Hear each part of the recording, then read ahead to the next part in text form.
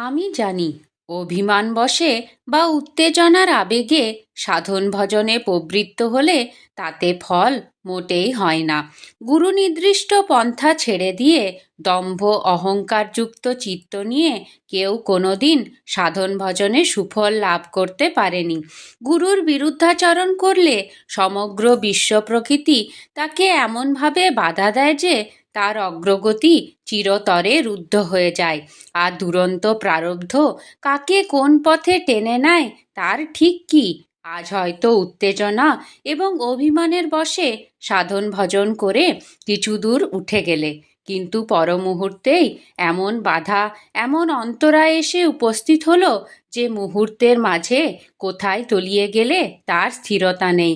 এই জন্য সাধন ভজনের পথে আত্ম অভিমান এবং অহংকার সাধকের প্রবল পরিপন্থী।